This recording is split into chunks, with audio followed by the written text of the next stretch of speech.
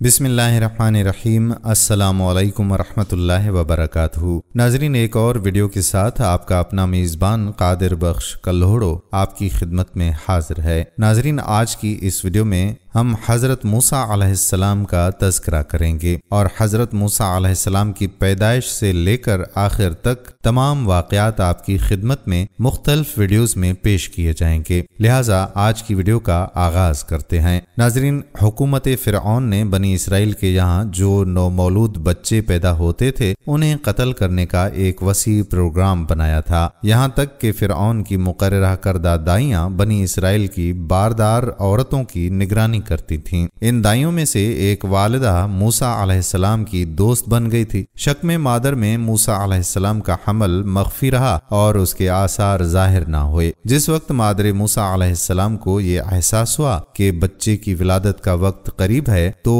आपने किसी के जरिए अपनी दोस्त दाई को बुलावा भेजा। जब वो आ गई तो उससे कहा कि मेरे पेट में एक फर्जंद है, आज मुझे तुम्हारी दोस्ती और मोहब्बत की जरूरत है। जिस वक्त हजरत मूसा अलैहिस्सलाम पैदा हो गए तो आपकी आंखों में एक खास नूर चमक रहा था। चुनाचे उसे देखकर वो दाया कांपने लगी और उसके दिल की गहराई में मोहब्बत की एक बिजली समा गई जिसने उसके दिल की तमाम फिजा को रोशन कर दिया। ये देखकर वो दाया मादरे मूसा अलैहिस्सलाम से मुखातिब होकर बोली कि मेरा ये ख्याल था कि हुकूमत के दफ्तर में जाके इस बच्चे के पैदा होने की खबर दूं ताकि जल्लाद आए और इसे कत्ल कर दें और मैं अपना इनाम पालूं, मगर मैं क्या करूं कि मैं अपने दिल में इस नौज़ायदा बच्चे की शदीद मोहब्बत का एहसास करती हूं, यहाँ तक कि मैं नहीं चाहती कि इसका बाल भी बाका हो। इसकी अच्छी तरह से हिफाजत करो। मेरा ख्याल है कि आखिरकार यही हमारा दुश्मन होगा। वो दाया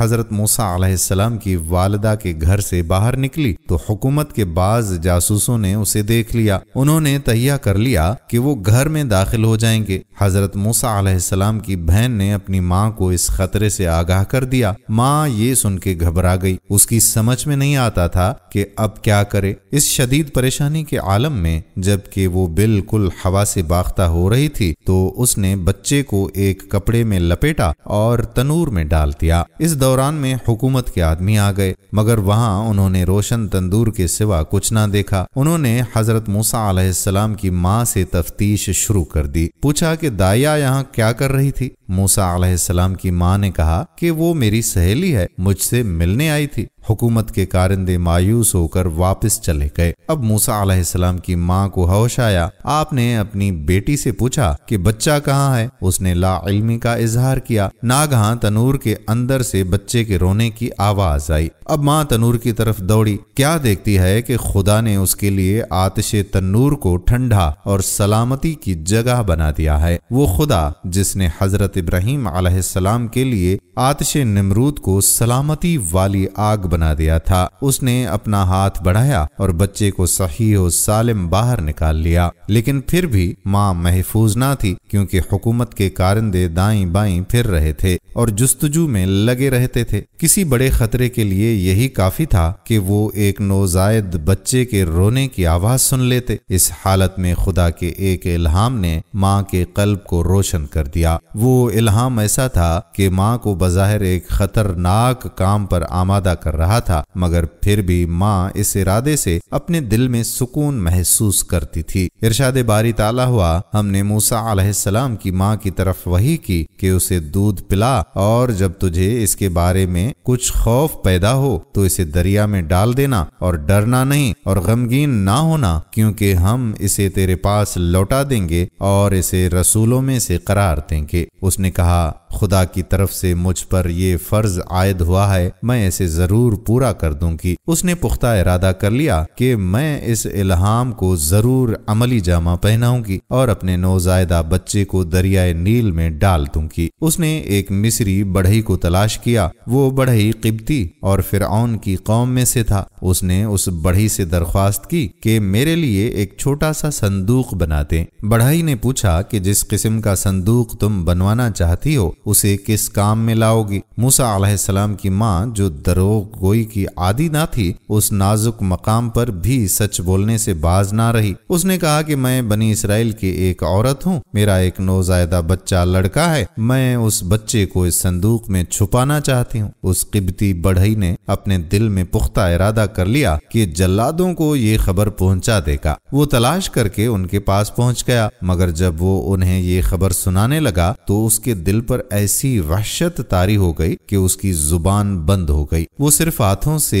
اشارے کرتا تھا اور چاہتا تھا کہ ان علامتوں سے انہیں اپنا مطلب سمجھاتے۔ حکومت کے کارندوں نے اس کی حرکات دیکھ کر یہ سمجھا کہ یہ شخص ہم سے مذاق کر رہا ہے، اس لیے اسے مارا اور باہر نکال دیا۔ جیسے ہی وہ اس دفتر سے باہر نکلا تو اس کے ہوش و حواس یکجا ہو گئے۔ وہ پھر جلادوں کے پاس گیا اور اپنی حرکات سے پھر مار کھائی۔ آخر اس نے یہ سمجھا کہ اس واقعے میں ضرور کوئی الہی راز پوشیدہ ہے، چنانچہ اس نے صندوق بنا کے حضرت موسیٰ علیہ السلام کی والدہ کو دے دیا۔ غالباً یہ صبح کا وقت تھا، ابھی اہل مصر محو خواب تھے، مشرق سے پو پھٹ رہی تھی۔ ماں نوزائیدہ بچے اور صندوق کو دریائے نیل کے کنارے لائی۔ بچے کو آخری مرتبہ دودھ پلایا، پھر اسے مخصوص صندوق میں رکھا جس میں یہ خصوصیت تھی کہ ایک چھوٹی کشتی کی طرح پانی پر تیر سکے۔ پھر اس صندوق کو نیل کی موجوں کے سپرد کر دیا۔ نیل کی پرشور موجوں نے اس صندوق کو جلد ہی ساحل سے دور کر دیا۔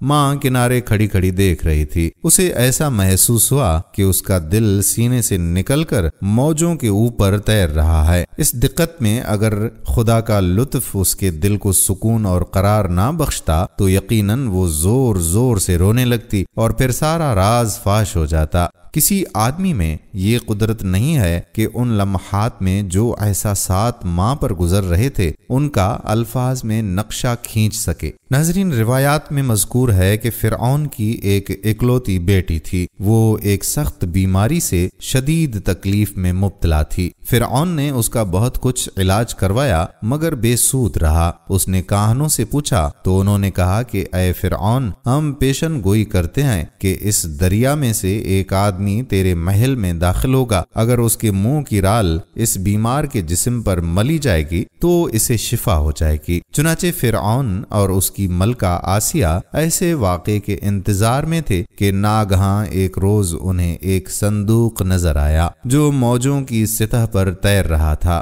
فرعون نے حکم دیا کہ سرکاری ملازمین فوراً دیکھیں کہ یہ صندوق کیسا ہے اور اسے پانی سے نکال لیں، دیکھیں کہ اس میں کیا موجود ہے۔ نوکروں نے وہ عجیب صندوق فرعون کے سامنے لا کے رکھ دیا۔ کسی کو اس کا ڈھکنا کھولنے کی ہمت نہ ہوئی۔ مطابق معیشت الہی یہ لازمی تھا کہ حضرت موسیٰ علیہ السلام کی نجات کے لیے صندوق کا ڈھکنا فرعون ہی کے ہاتھ سے کھولا جائے۔ چنانچہ ایسا ہی ہوا۔ جس وقت فرعون کی ملکہ نے اس بچے کو دیکھا تو اسے یوں محسوس ہوا کہ ایک بجلی چمکی ہے جس نے اس کے دل کو منور کر دیا ہے۔ ان دونوں بالخصوص فرعون کی ملکہ کے دل میں اس بچے کی محبت نے گھر بنا لیا، اور جب اس بچے کا آب دہن اس کے لیے موجب شفا ہو گیا تو یہ محبت اور بھی زیادہ ہو گئی۔ قرآن کریم میں یہ واقعہ اس طرح سے مذکور ہے کہ فرعون کے اہل خانہ نے حضرت موسیٰ علیہ السلام کو نیل کی موجوں کے اوپر سے پکڑ لیا تاکہ وہ ان کا دشمن اور ان کے لیے باعث اندوہ ہو جائے۔ یہ امر بدیہی ہے کہ فرعون کے اہل خانہ نے اس بنجے کے قنداقہ یعنی وہ کپڑا جس میں بچے کو لپیٹتے ہیں اس کو اس نیت سے دریا سے نکالا تھا کہ اپنے جانی دشمن کو اپنی گود میں پالیں، بلکہ وہ لوگ بقول ملکہ فرعون اپنے لیے ایک نور چشم حاصل کرنا چاہتے تھے، لیکن انجام کار ایسا ہی ہوا۔ اس معنی اور مراد کی تعبیر میں لطافت یہی ہے کہ خدا اپنی قدرت کا اظہار کرنا چاہتا ہے کہ وہ کس طرح اس گروہ کو جنہوں نے اپنی تمام قوتیں اور تمام وسائل بنی اسرائیل کی اولاد کو قتل کرنے کے لیے وقف کر دیا تھا، اس خدمت پر مامور کرے کہ جس بچے کو نابود کرنے کے لیے انہوں نے یہ پروگرام بنایا تھا اسی کو وہ اپنی جان کی طرح عزیز رکھیں اور اسی کی پرورش کریں۔ قرآن کی آیات سے یہ معلوم ہوتا ہے کہ اس بچے کی بابت فرعون اور اس کی ملکہ اور دیگر اہل خانہ میں باہم نزاع اور اختلاف بھی ہوا تھا، کیونکہ قرآن شریف میں یوں بیان کیا ہے، ارشاد باری تعالیٰ ہے، فرعون کی بیوی نے کہا کہ یہ بچہ میری اور تیری آنکھوں کا نور ہے، اسے قتل نہ کرو، ممکن ہے یہ ہمارے لیے نفع بخش ہو یا ہم اسے اپنا بیٹا بنا لیں۔ ایسا معلوم ہوتا ہے کہ فرعون بچے کے چہرے اور دیگر علامات سے من جملہ ان کے اسے صندوق میں رکھنے اور دریائے نیل میں بہا دینے سے یہ سمجھ گیا تھا کہ یہ بنی اسرائیل میں سے کسی کا بچہ ہے۔ یہ سمجھ کر ناگہاں بنی اسرائیل میں سے ایک آدمی کی بغاوت اور اس کی سلطنت کے زوال کا کابوس اس کی روح پر مسلط ہو گیا، اور وہ اس امر کا خواہاں ہوا کہ اس کا وہ ظالمانہ قانون جو بنی اسرائیل کے تمام نوزائیدہ بچوں کے لیے جاری کیا گیا تھا اس بچے پر بھی نافذ ہو۔ فرعون کے خوشامدی درباریوں اور رشتہ داروں نے بھی اس امر میں فرعون کی تائید اور حمایت کی اور کہا کہ اس کی کوئی دلیل نہیں ہے کہ یہ بچہ قانون سے مستثنی رہے، لیکن فرعون کی بیوی آسیہ جس کے بطن سے کوئی لڑکا نہ تھا اور اس کا پاک دل فرعون کے درباریوں کی مانند نہ تھا، اس بچے کے لیے محبت کا کان بن گیا تھا، چنانچہ وہ ان سب کی مخالفت پر آمادہ ہو گئی، اور چونکہ اس قسم کے گھریلو اختلافات میں فتح ہمیشہ عورتوں کی ہوا کرتی ہے، وہ بھی جیت گئی۔ اگر اس گھریلو جھگڑے پر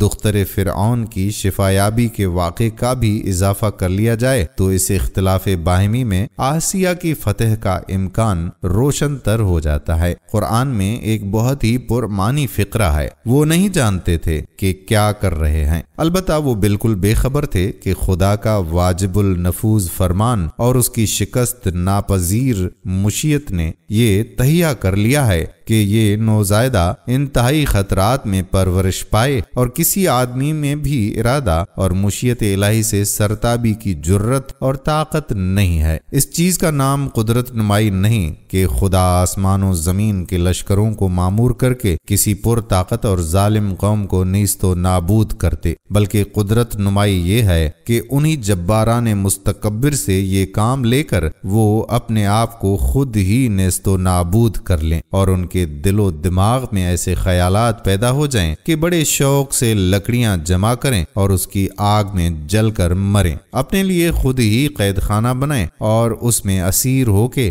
جان دے دیں، اپنے لیے خود ہی صلیب کھڑی کریں اور اس پر چڑھ کر مر جائیں۔ فرعون اور اس کے ظالم ساتھیوں کے ساتھ بھی ایسا ہی پیش آیا، چنانچہ تمام مراحل میں حضرت موسیٰ علیہ السلام کی نجات اور پرورش انہی کے ہاتھوں سے ہوئی۔ حضرت موسیٰ علیہ السلام کی دایا قبطیوں میں سے تھی۔ صندوق موسیٰ علیہ السلام کو نیل کی موجوں سے نکالنے اور نجات دینے والے متعلقین فرعون کے تھے۔ صندوق کا ڈھکنا کھولنے والا خود فرعون یا اس کی اہلیہ تھی، اور آخرکار فرعون شکن اور ملکہ غالب اور اقتدار موسیٰ علیہ السلام کے لیے امن اور آرام اور پرورش کی جگہ خود فرعون کا محل قرار پایا۔ یہ ہے پروردگار عالم خدا کی قدرت۔ ناظرین گرامی، حضرت موسیٰ علیہ السلام کی ماں نے اس طرح سے، جیسا کہ ہم نے پیشتر بیان کیا ہے، اپنے فرزند کو دریائے نیل کی لہروں کے سپرد کر دیا، مگر اس عمل کے بعد اس کے دل میں جذبات کا یکا یک شدید طوفان اٹھنے لگا۔ نوزائیدہ بیٹے کی یاد جس کے سوا اس کے دل میں کچھ نہ تھا اس کے احساسات پر غالب آ گئے تھے۔ قریب تھا کہ وہ دہاڑے مار مار کر رونے لگے اور اپنا راز فاش کر دے، قریب تھا کہ چیخ مارے اور اپنے بیٹے کی جدائی میں نالے کرے، لیکن عنایت خداوندی اس کی شامل حال رہی، جیسا کہ قرآن میں مذکور ہے۔ موسیٰ علیہ السلام کی ماں کا دل اپنے فرزند کی یاد کے سوا ہر چیز سے خالی ہو گیا۔ اگر ہم نے اس کا دل ایمان اور امید کے نور سے روشن نہ کیا ہوتا تو قریب تھا کہ وہ راز فاش کر دیتی، لیکن ہم نے یہ اس لیے کیا تاکہ وہ اہل ایمان میں سے رہے۔ یہ قطعی فطری امر ہے کہ ایک ماں جو اپنے بچے کو اس صورتحال سے اپنے پاس سے جدا کرے، وہ اپنی اولاد کے سوا ہر شے کو بھول جائے گی اور اس کے حواس ایسے باختہ ہو جائیں گے کہ ان خطرات کا لحاظ کیے بغیر جو اس کے اور اس کے بیٹے دونوں کے سر پر منڈلا رہے تھے فریاد کرے اور اپنے دل کا راز فاش کر دے۔ لیکن وہ اللہ جس نے اس ماں کے سپرد یہ اہم فریضہ کیا تھا، اسی نے اس کے دل کو ایسا حوصلہ بھی بخشا کہ وہ وعدہ الہی پر اس کا ایمان ثابت رہے اور اسے یہ یقین رہے کہ اس کا بچہ خدا کے ہاتھ میں ہے۔ آخرکار وہ پھر اسی کے پاس آ جائے گا اور پیغمبر بنے گا۔ اس لطف خداوندی کے طفیل ماں کے دل کا سکون لوٹ آیا، مگر اسے آرزو رہی کہ وہ اپنے فرزند کے حال سے باخبر رہے۔ اس لیے اس نے حضرت موسیٰ علیہ السلام کی بہن سے کہا کہ جا تو دیکھتی رہ کہ اس پر کیا گزرتی ہے۔ موسیٰ علیہ السلام کی بہن ماں کا حکم بجا لائی اور اتنے فاصلے سے جہاں سے سب کچھ نظر آتا تھا دیکھتی رہی۔ اس نے دور سے دیکھا کہ فرعون کے عمال اس کے بھائی کے صندوق کو پانی میں سے نکال رہے ہیں اور موسیٰ علیہ السلام کو صندوق میں سے نکال کر گود میں لے رہے ہیں، مگر وہ لوگ اس بہن کی اس کیفیت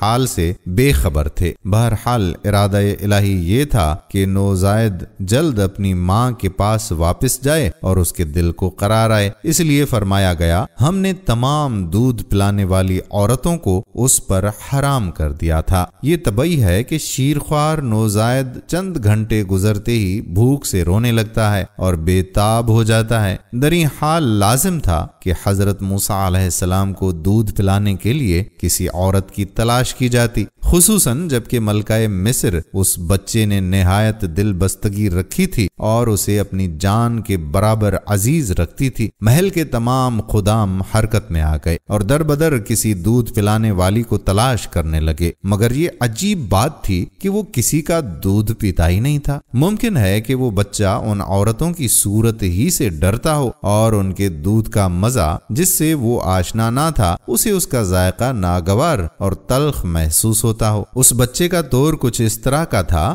گویا کہ ان دودھ پلانے والی عورتوں کی گود سے اچھل کے دور جا کرے۔ دراصل یہ خدا کی طرف سے تحریم تکوینی تھی کہ اس نے تمام عورتوں کو اس پر حرام کر دیا۔ بچہ لہسا بلہسا زیادہ بھوکا اور زیادہ بے تاب ہوتا جاتا تھا، بار بار رو رہا تھا اور اس کی آواز سے فرعون کے محل میں شور ہو رہا تھا اور ملکہ کا دل لرز رہا تھا۔ خدمت پر مامور لوگوں نے اپنی تلاش کو تیز کر دیا۔ ناگہاں قریب ہی انہیں ایک لڑکی مل جاتی ہے۔ وہ ان سے کہتی ہے کہ میں ایک ایسے خاندان کو جانتی ہوں جو اس بچے کی کفالت کر سکتا ہے، وہ لوگ اس کے ساتھ اچھا سلوک کریں گے۔ کیا تم لوگ یہ پسند کرو گے کہ میں تمہیں وہاں لے چلوں؟ میں بنی اسرائیل میں سے ایک عورت کو جانتی ہوں جس کی چھاتیوں میں دودھ ہے اور اس کا دل محبت سے بھرا ہوا ہے۔ اس کا ایک بچہ تھا، وہ اسے کھو چکی ہے۔ وہ ضرور اس بچے کو جو محل میں پیدا ہوا ہے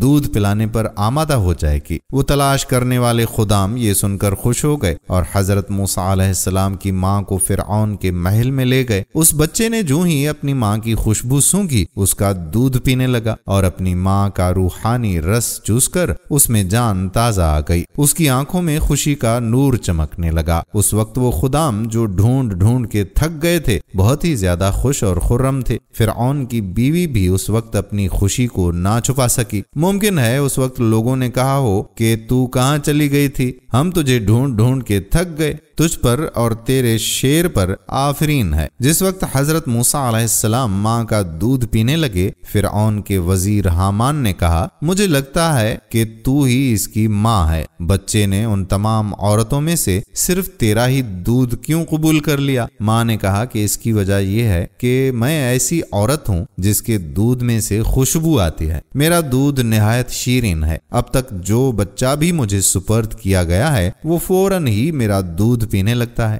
حاضرین دربار نے اس قول کی صداقت کو تسلیم کر لیا اور ہر ایک نے حضرت موسیٰ علیہ السلام کی ماں کو گراں بہا ہدیے اور تحفے تحائف دیے۔ ایک حدیث جو امام باقر علیہ السلام سے مروی ہے اس میں منقول ہے کہ 3 دن سے زیادہ کا عرصہ نہ گزرا تھا کہ خدا نے بچے کو اس کی ماں کے پاس لوٹا دیا۔ بعض اہل دانش کا قول ہے کہ حضرت موسیٰ علیہ السلام کے لیے یہ تحریم تکوینی یعنی دوسری عورتوں کا حرام کیا جانا اس سبب سے تھا کہ خدا یہ نہیں چاہتا تھا کہ میرا فرستادہ پیغمبر ایسا دودھ پیے جو حرام سے آلودہ ہو۔ اور ایسا مال کھائے بنا ہو جو چوری، ناجائز ذرائع، رشوت اور حق الناس کو غصب کر کے حاصل کیا گیا ہو۔ خدا کی مشیت یہ تھی کہ حضرت موسیٰ علیہ السلام اپنی صالحہ ماں کے پاک دودھ سے غذا حاصل کرے تاکہ وہ اہل دنیا کے شرک کے خلاف ڈٹ جائے اور اہل شر و فساد سے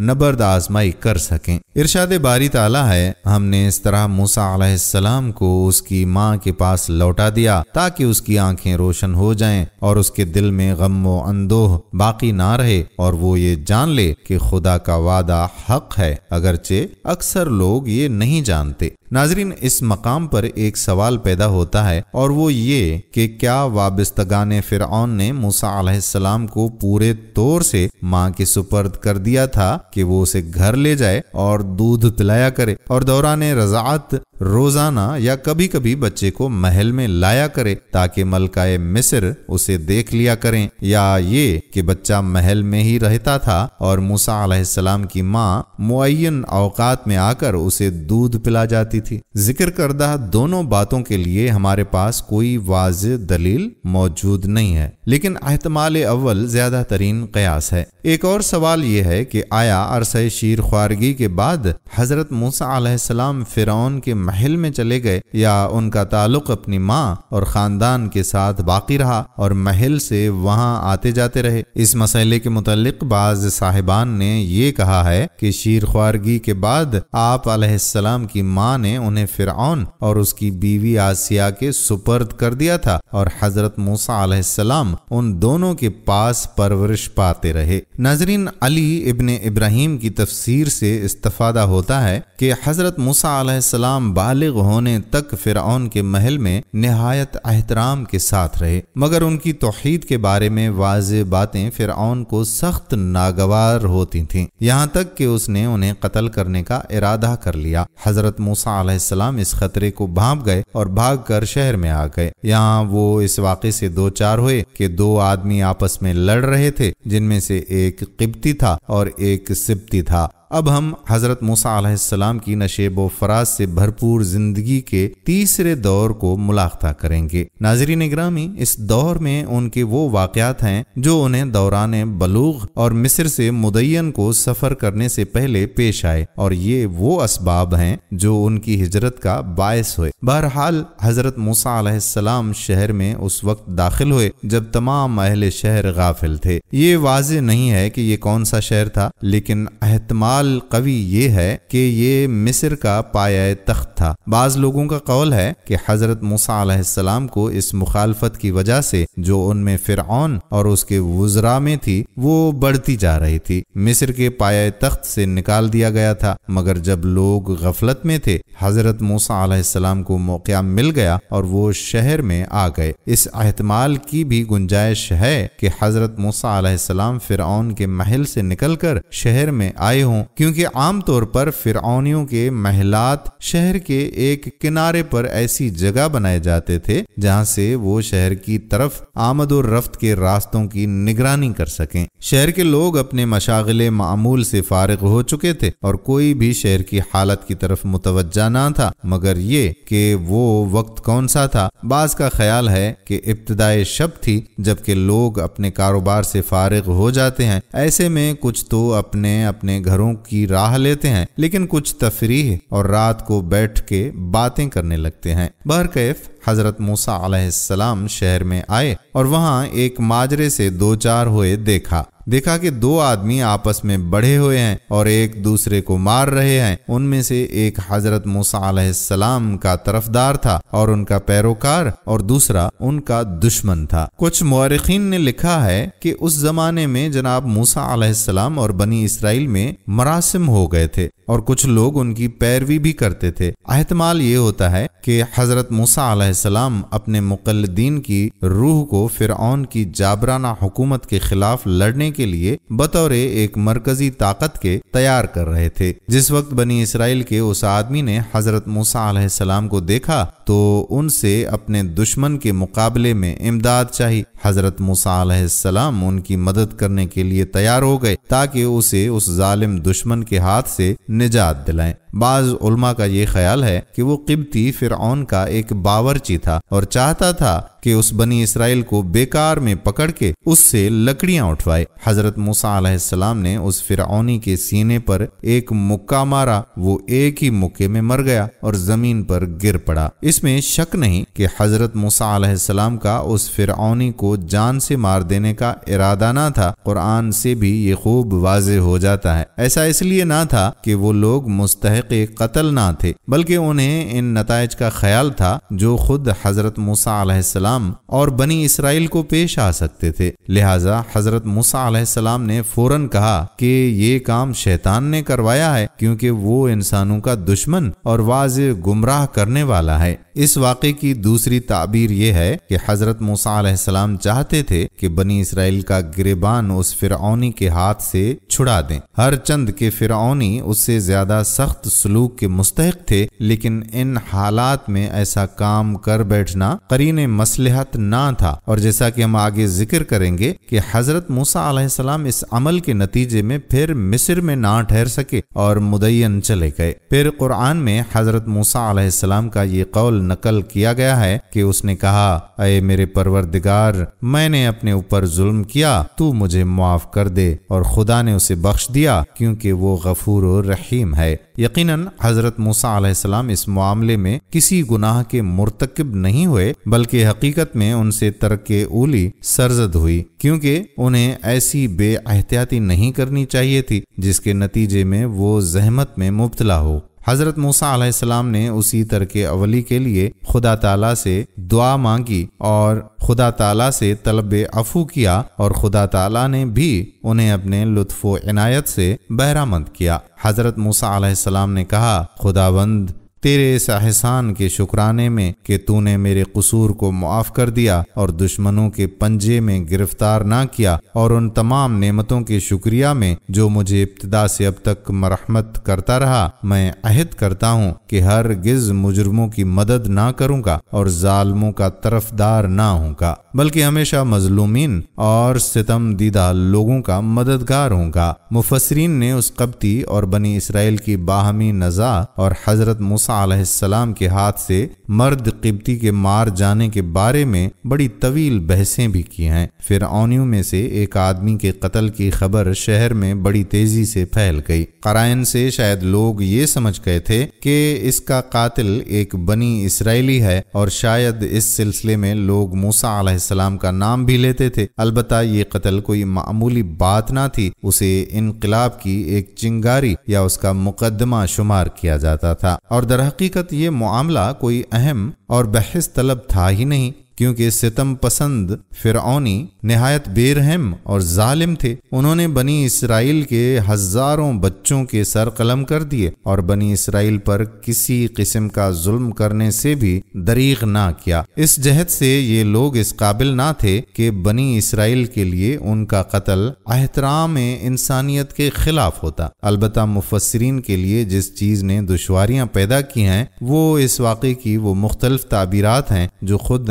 حضرت موسیٰ علیہ السلام نے کی ہیں۔ چنانچہ وہ ایک جگہ تو یہ کہتے ہیں کہ یہ شیطانی عمل ہے، اور دوسری جگہ یہ فرمایا کہ خدایا، میں نے اپنے نفس پر ظلم کیا، تو مجھے معاف فرما دے۔ حضرت موسیٰ علیہ السلام کی یہ دونوں تعبیرات اس مسلمہ حقیقت سے کیوں کر مطابقت رکھتی ہیں کہ عصمت انبیاء کا مفہوم یہ ہے کہ انبیاء ما قبل بعثت اور ما بعد عطا رسالت ہر دور حالت میں معصوم ہوتے ہیں، لیکن حضرت موسیٰ علیہ السلام کے اس عمل کی جو وضاحت ہم نے آیات کی روشنی میں کی ہے، اس سے یہ ثابت ہوتا ہے کہ حضرت موسیٰ علیہ السلام سے جو کچھ سرزد ہوا وہ ترک اولی سے زیادہ نہ تھا۔ انہوں نے اس عمل سے اپنے آپ کو زحمت میں مبتلا کر لیا، کیونکہ حضرت موسیٰ علیہ السلام کے ہاتھ سے ایک قبطی کا قتل ایسی بات نہ تھی کہ فرعونی اسے آسانی سے برداشت کر لیتے۔ خیر، اگلے دن انہیں ایک اور معاملہ پیش آیا۔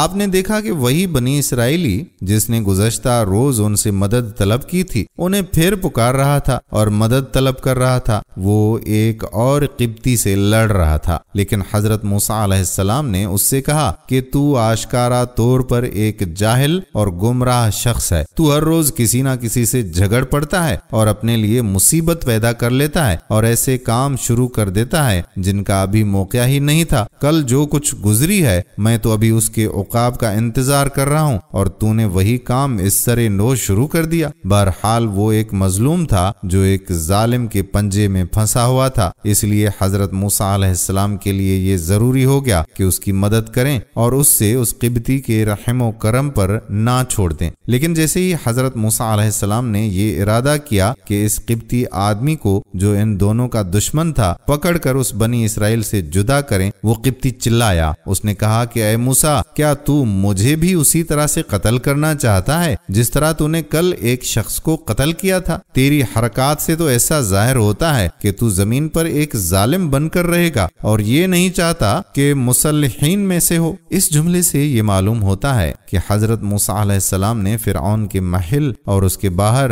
ہر دو جگہ اپنے مسلحانہ خیالات کا اظہار شروع کر دیا تھا۔ بعض روایات سے یہ بھی معلوم ہوتا ہے کہ اس موضوع پر ان کے فرعون سے اختلافات بھی پیدا ہو گئے تھے، اس لیے تو اس قبطی آدمی نے یہ کہا، یہ کیسی اصلاح طلبی ہے کہ تو ہر روز ایک آدمی کو قتل کرتا ہے؟ حالانکہ اگر حضرت موسیٰ علیہ السلام کا یہ ارادہ ہوتا کہ اس ظالم کو بھی قتل کر دیں تو یہ بھی راہ اصلاح میں ایک قدم ہوتا۔ بہرکیف حضرت موسیٰ علیہ السلام کو یہ احساس ہوا کہ گزشتہ روز کا واقعہ تشت ازبام ہو گیا ہے، اور اس خوف سے کہ اور زیادہ مشکلات پیدا نہ ہوں انہوں نے اس معاملے میں دخل نہ دیا۔ اس واقعے کی فرعون اور اس کے درباریوں کو اطلاع پہنچ گئی۔ انہوں نے حضرت موسیٰ علیہ السلام کے اس عمل کے سرزد ہونے کو اپنی شان سلطنت کے لیے ایک تہدید سمجھا۔ وہ باہم مشورے کے لیے جمع ہوئے اور حضرت موسیٰ علیہ السلام کے قتل کا حکم صادر کر دیا گیا۔ جہاں فرعون اور اس کے اہل خانہ رہتے تھے وہاں سے ایک شخص تیزی کے ساتھ حضرت موسیٰ علیہ السلام کے پاس آیا اور انہیں اطلاع دی کہ یہ آپ کو قتل کرنے کا مشورہ دے رہے ہیں، آپ فوراً شہر سے نکل جائیں، میں آپ کا خیر خواہ ہوں۔ یہ آدمی بظاہر وہی تھا جو بعد میں مومن آل فرعون کے نام سے مشہور ہوا۔ کہا جاتا ہے کہ اس کا نام حزقیل تھا۔ وہ فرعون کے قریبی رشتہ داروں میں سے تھا اور ان لوگوں سے اس کے ایسے قریبی روابط تھے کہ ایسے مشوروں میں شریک ہوتا تھا۔ اسے فرعون کے جرائم اور اس کی کرتوتوں سے بڑا دکھ ہوتا تھا اور اس انتظار میں تھا کہ کوئی شخص اس کے خلاف بغاوت کرے اور وہ اس کار خیر میں شریک ہو جائے۔ بظاہر وہ حضرت موسیٰ علیہ السلام سے یہ آس لگائے ہوئے تھا اور ان کی پیشانی میں من جانب اللہ ایک انقلابی ہستی کی علامات دیکھ رہا تھا۔ اسی وجہ سے جیسے ہی اسے یہ احساس ہوا کہ حضرت موسیٰ علیہ السلام خطرے میں ہیں، نہایت سرعت سے ان کے پاس پہنچا اور انہیں خطرے سے آگاہ کر لیا۔ ہم بعد میں دیکھیں گے کہ وہ شخص صرف اسی واقعے میں نہیں بلکہ دیگر خطرات کے مواقع پر بھی حضرت موسیٰ علیہ السلام کے لیے بااعتماد اور ہمدرد ثابت ہوا۔ حضرت موسیٰ علیہ السلام نے اس خبر کو قطعی درست سمجھا اور اس ایماندار آدمی کی خیر خواہی کو بنگاہ قدر دیکھا اور اس کی نصیحت کے مطابق شہر سے نکل گئے۔ اس وقت آپ خوف زدہ تھے اور ہر گھڑی انہیں کسی حادثے کا کھٹکا رہتا تھا۔ حضرت موسیٰ علیہ السلام نے نہایت عاجز و انکساری کے ساتھ اللہ تعالیٰ کی طرف متوجہ ہو کر اس بلا کو ٹالنے کے لیے اس کے لطف و کرم کی درخواست کی۔ اے میرے پروردگار، تو مجھے اس ظالم قوم سے رہائی بخش۔ میں جانتا ہوں کہ وہ ظالم اور بے رحم ہیں، میں تو مظلوموں کی مدافعت کر رہا تھا اور ظالموں سے میرا کچھ تعلق نہ تھا، اور جس طرح سے میں نے اپنی توانائی کے مطابق ظالموں سے مظلوموں کے شر کو دور کیا ہے، تو بھی اے خدائے بزرگ ظالموں کے شر کو مجھ سے دور رکھ۔ حضرت موسیٰ علیہ السلام نے پختہ ارادہ کر لیا کہ وہ شہر مدین کو چلے جائیں۔ یہ شہر شام کے جنوب اور حجاز کے شمال میں تھا اور قلم رو مصر اور فراعنہ کی حکومت میں شامل تھا۔ مدین ایک شہر کا نام تھا جس میں حضرت شعیب علیہ السلام اور ان کا قبیلہ رہتا تھا۔ یہ شہر خلیج عقبہ کے مشرق میں تھا، یعنی حجاز کے شمال اور شامات کے جنوب میں۔ وہاں کے باشندے حضرت اسماعیل علیہ السلام کی نسل سے تھے۔ وہ مصر، لبنان اور فلسطین سے تجارت کیا کرتے تھے۔ آج کل اس شہر کا نام معان ہے۔ دنیا کے نقشے کو غور سے دیکھیں تو معلوم ہوتا ہے کہ اس شہر کا مصر سے کچھ زیادہ فاصلہ نہیں ہے، اسی لیے حضرت موسیٰ علیہ السلام چند روز میں وہاں پہنچ گئے۔ ملک اردن کے جغرافیائی نقشے میں جنوب غربی شہروں میں سے ایک ایک شہر معان نام کا ملتا ہے جس کا محل وقوع ہمارے ذکر شدہ بیان کے مطابق ہے، لیکن وہ جوان جو محل کے اندر ناز و نعم میں پلا بڑھا تھا ایک ایسے سفر پر روانہ ہو رہا تھا جیسا کہ سفر اسے کبھی زندگی بھر پیش نہ آیا تھا۔ اس کے پاس نہ زاد راہ تھا، نہ توشہ سفر، نہ کوئی سواری، نہ کوئی رفیق راہ اور نہ کوئی راستہ بتانے والا۔ ہر دم یہ خطرہ لاحق تھا کہ حکومت کے اہلکار اس تک پہنچ جائیں گے اور اسے پکڑ کر قتل کر دیں گے۔ اس حالت میں ظاہر ہے کہ حضرت موسیٰ علیہ السلام کا کیا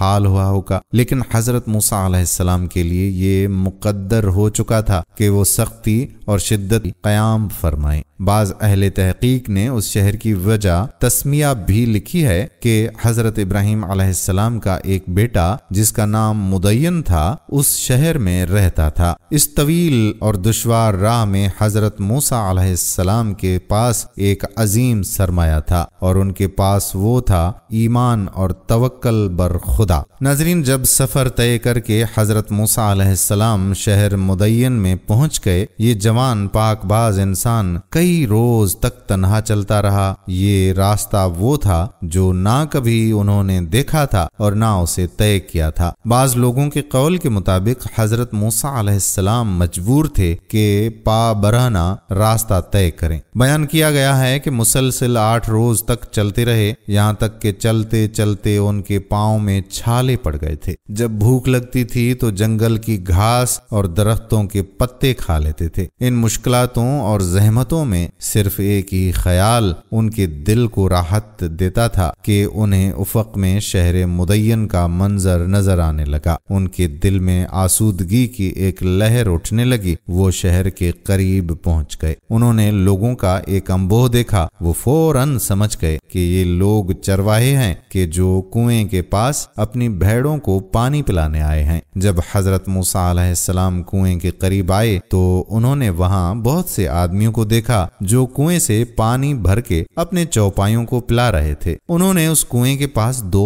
عورتوں کو بھی دیکھا کہ وہ اپنی بھیڑوں کو لیے کھڑی تھیں مگر کنویں کے قریب نہیں آتی تھیں۔ ان باعفت لڑکیوں کی حالت قابل رحم تھی جو ایک گوشے میں کھڑی تھیں اور کوئی آدمی بھی ان کے ساتھ انصاف نہیں کرتا تھا۔ چرواہے صرف اپنی بھیڑیوں کی فکر میں تھے اور کسی اور کو موقع نہیں دیتے تھے۔ حضرت موسیٰ علیہ السلام نے ان لڑکیوں کی یہ حالت دیکھی تو ان کے نزدیک آئے اور پوچھا، تم یہاں کیسے کھڑی ہو؟ تم آگے کیوں نہیں بڑھتی اور اپنی بھیڑوں کو پانی کیوں نہیں پلاتی؟ حضرت موسیٰ علیہ السلام کے لیے یہ حق کشی، ظلم و ستم، بے عدالتی اور مظلوموں کے حقوق کی عدم پاسداری جو انہوں نے شہر مدین میں دیکھی قابل برداشت نہ تھی۔ مظلوموں کو ظالم سے بچانا ان کی فطرت میں شامل تھا۔ اسی وجہ سے انہوں نے فرعون کے محل اور اس کی نعمتوں کو ٹھکرا دیا اور وطن سے بے وطن ہو گئے تھے۔ وہ اپنی اس روش حیات کو ترک نہیں کر سکتے تھے اور ظلم کو دیکھ کر خاموش رہ نہیں سکتے تھے۔ لڑکیوں نے حضرت موسیٰ علیہ السلام سے جواب میں کہا کہ ہم اس وقت تک اپنی بھیڑوں کو پانی نہیں پلاتی جب تک تمام چرواہے اپنے حیوانات کو پانی پلا کر نکل نہ جائیں۔ ان لڑکیوں نے اس بات کی وضاحت کے لیے کہ ان باعفت لڑکیوں کے باپ نے انہیں تنہا اس کام کے لیے کیوں بھیج دیا ہے، یہ بھی اضافہ کیا کہ ہمارا باپ نہایت ضعیف العمر ہے، نہ تو اس میں اتنی طاقت ہے کہ بھیڑوں کو پانی پلا سکے اور نہ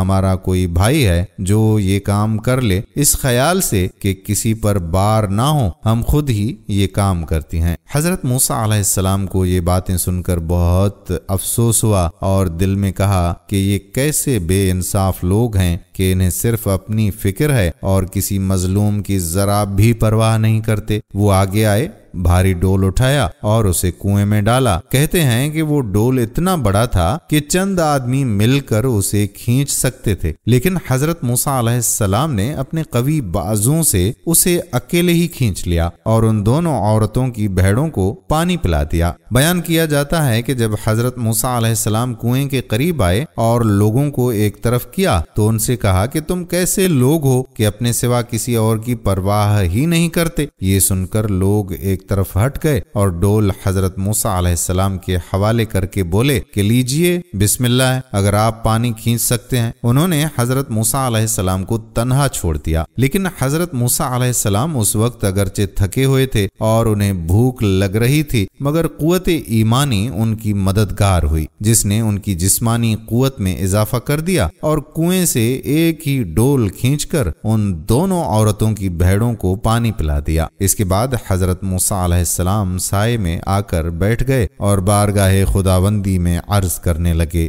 خداوند تو مجھے جو بھی خیر اور نیکی بخشے، میں اس کا محتاج ہوں۔ حضرت موسیٰ علیہ السلام اس وقت تھکے ہوئے تھے اور بھوکے بھی تھے، اس شہر میں اجنبی اور تنہا تھے اور ان کے لیے کوئی سر چھپانے کی جگہ بھی نہ تھی، مگر پھر بھی وہ بے قرار نہ تھے۔ آپ کا نفس ایسا مطمئن تھا کہ دعا کے وقت بھی یہ نہیں کہا کہ خدایا تو میرے لیے ایسا یا ویسا کر دے، بلکہ یہ کہا کہ جو خیر بھی مجھے بخشے میں اس کا محتاج ہوں، یعنی صرف اپنی احتیاج اور نیاز کو عرض کرتے ہیں اور باقی امور الطاف خداوندی پر چھوڑ دیتے ہیں۔ لیکن دیکھو کہ کار خیر کیا قدرت نمائی کرتا ہے اور اس میں کتنی عجیب برکات ہیں۔ صرف اللہ کی طرف ایک قدم اٹھانے اور ایک ناآشنا مظلوم کی حمایت میں کنویں سے پانی کے ایک ڈول کو کھینچنے سے حضرت موسیٰ علیہ السلام کی زندگی میں ایک نیا باب کھل گیا، اور یہ عمل خیر ان کے لیے برکات اور روحانی دنیا بطور تحفہ لایا، اور وہ ناپید نعمت جس کے حصول کے لیے انہیں برسوں کوشش کرنا پڑتی، اللہ نے انہیں بخش دی۔ حضرت موسیٰ علیہ السلام کے لیے خوش نصیبی کا دور اس وقت شروع ہوا جب انہوں نے یہ دیکھا کہ ان دونوں بہنوں میں سے ایک نہایت حیا سے قدم اٹھاتی ہوئی آ رہی ہے۔ اس کی وجہ سے ظاہر تھا کہ اس کو ایک جوان سے باتیں کرتے ہوئے شرم آتی ہے۔ وہ لڑکی حضرت موسیٰ علیہ السلام کے قریب آئی اور صرف ایک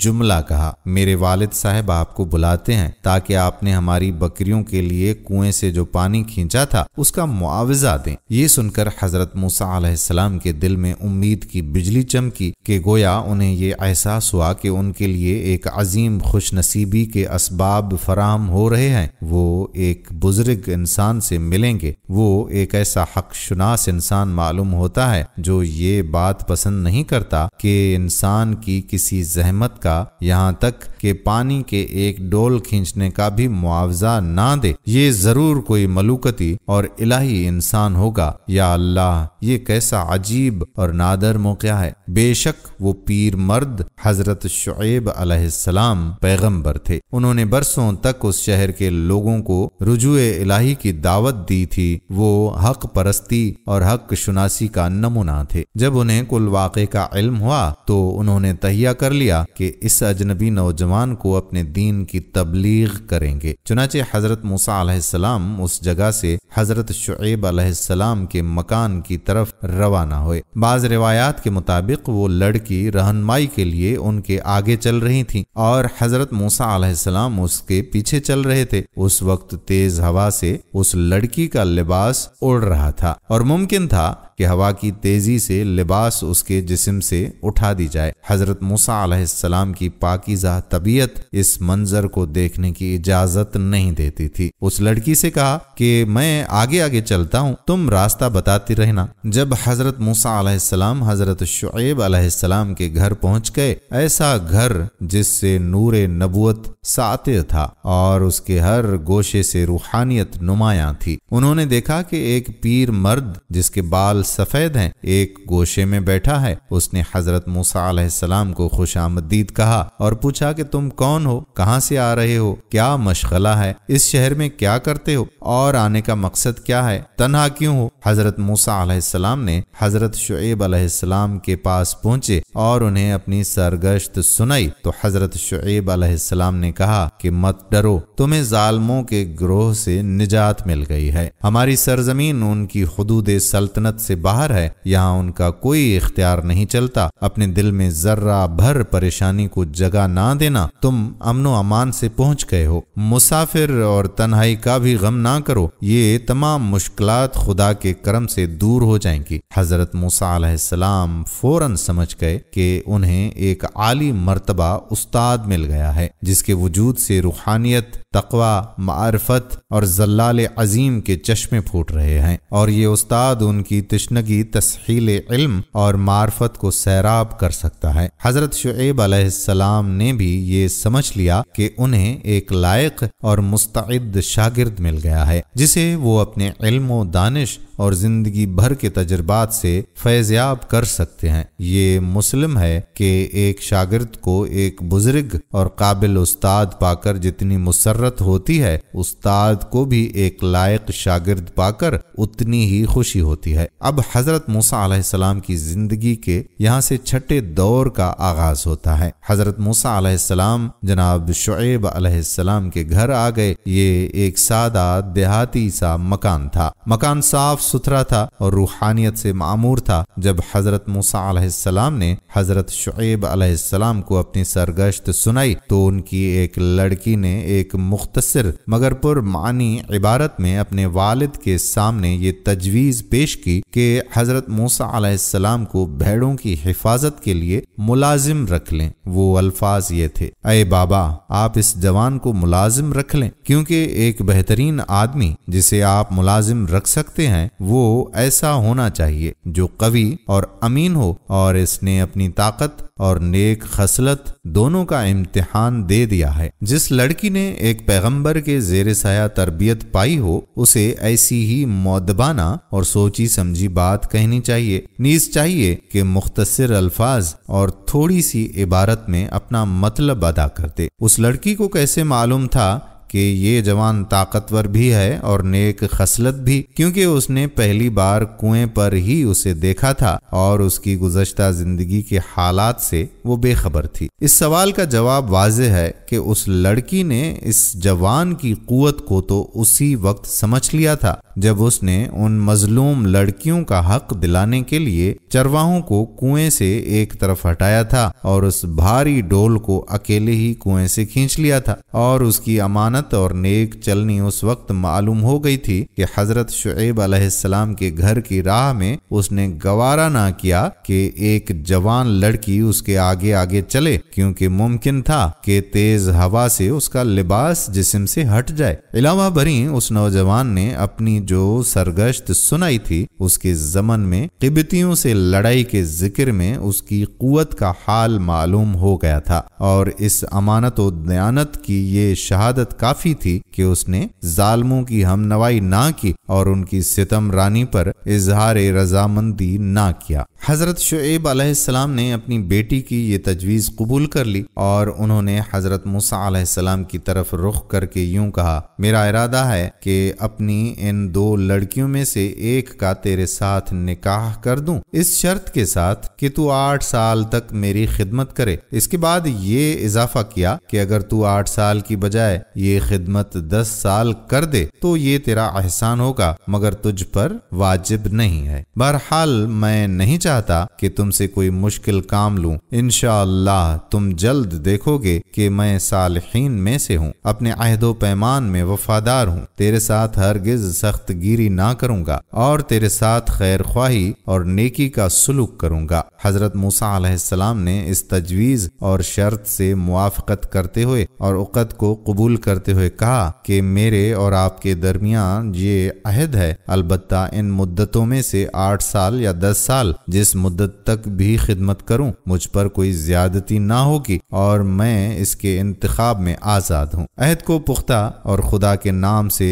طلب مدد کے لیے یہ اضافہ کیا، جو کچھ ہم کہتے ہیں خدا اس پر شاہد ہے، اور اس آسانی سے موسیٰ علیہ السلام داماد شعیب علیہ السلام بن گئے۔ حضرت شعیب علیہ السلام کی لڑکیوں کا نام صفورہ یا صفورہ اور لیا بتایا جاتا ہے۔ حضرت موسیٰ علیہ السلام کی شادی صفورہ سے ہوئی تھی۔ کوئی آدمی بھی حقیقتاً یہ نہیں جانتا کہ ان 10 سال میں حضرت موسیٰ علیہ السلام پر کیا گزری، لیکن بلا شک یہ 10 سال حضرت موسیٰ علیہ السلام کی زندگی کے بہترین سال تھے۔ یہ سال دلچسپ، شیریں اور آرام بخش تھے، نیز یہ 10 سال ایک منصب عظیم کی ذمہ داری کے لیے تربیت اور تیاری کے تھے۔ در حقیقت اس کی ضرورت بھی تھی کہ حضرت موسیٰ علیہ السلام 10 سال کا عرصہ عالم مسافرت اور ایک بزرگ پیغمبر پیغمبر کی صحبت میں بسر کریں اور چرواہے کا کام کریں تاکہ ان کے دل و دماغ سے محلوں کی ناز پروردہ زندگی کا اثر بالکل ختم ہو جائے۔ حضرت موسیٰ علیہ السلام کو اتنا عرصہ جھونپڑیوں میں رہنے والوں کے ساتھ گزارنا ضروری تھا تاکہ ان کی تکالیف اور ان کی مشکلات سے آگاہ ہو جائیں اور محل والوں کے ساتھ جنگ کرنے کے لیے آمادہ ہو جائیں۔ اور ایک بات یہ بھی ہے کہ حضرت موسیٰ علیہ السلام کو اسرار آفرینش میں غور کرنے اور اپنی شخصیت کی تکمیل کے لیے بھی ایک طویل وقت کی ضرورت تھی۔ اس مقصد کے لیے بیابان مدین اور خانہ